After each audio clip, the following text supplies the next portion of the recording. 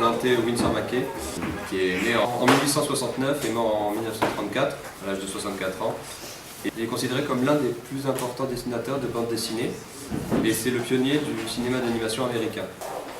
Son œuvre a influencé de nombreux dessinateurs, mais surtout son dessin animé Le Dinosaure a inspiré les premiers films de Max Fleischer et de Walt Disney. Il s'installe à New York en 1903 et il est repéré par James Gordon Bennett qui réalise des planches pour les journaux du dimanche, entre autres Cauchemar de l'amateur de fondue et Little Nemo in Slumberland, créé en 1905, qui atteint le sommet de son art et peut se plonger dans ses thèmes favoris, le pays des songes, les illusions, l'architecture utopique.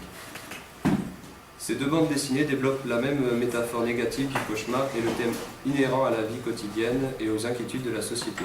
La bande dessinée a quand même son importance pour ce qui est de l'approche de la narration chez McCay. On voit une évolution car il utilise d'abord la mise en page traditionnelle avec des cases régulières de même taille et une légende sous celle-ci.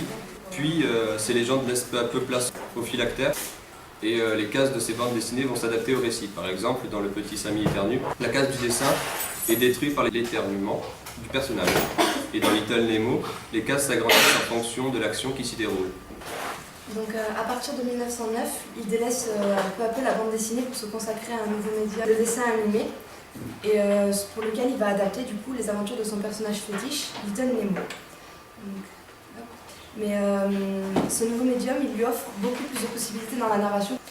Et donc du coup, il va poursuivre ça dans le dessin animé. Et pour ça, il suit les pas d'Emile Cole.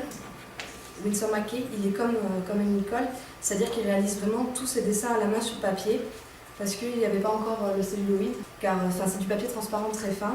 Et c'est lui qui permet de ne pas tout redessiner à chaque prise. Par exemple, les décors, s'ils ne bougent pas, on peut les laisser et ils ne changent que le papier. Il y a aussi la méthode du papier découpé, où ils ont le décor et ils vont enlever la partie où le personnage est en mouvement, et en fait ils vont mettre les nouveaux dessins dessous, donc on les verra apparaître dans le trou déchiré.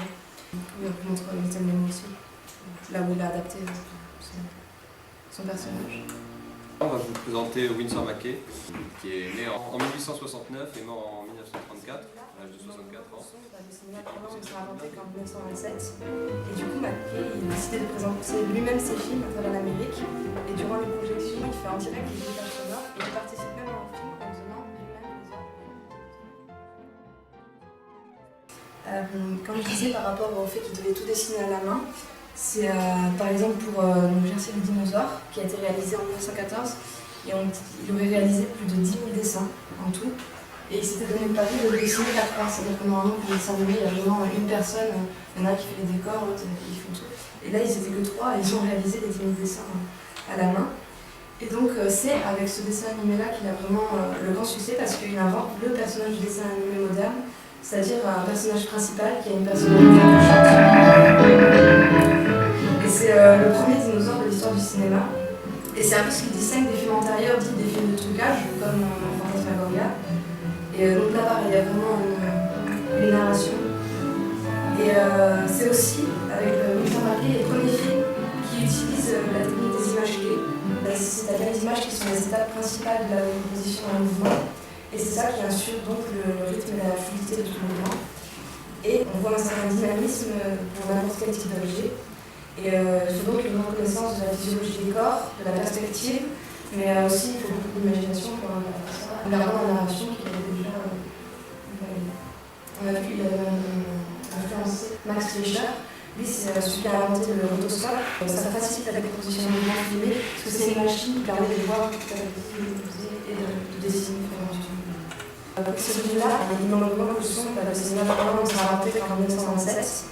Et du coup, McCay, il décidait de présenter lui-même ses films à travers l'Amérique. Et durant la projection, il fait en direct les bruitages sonores et il participe même à un film en donnant lui-même les ordres aux dinosaures. On voulait aussi vous montrer qu'il avait influencé Walt Disney, bon, sauf que lui a profité du son, parce que celui-là il l'a fait en 1928.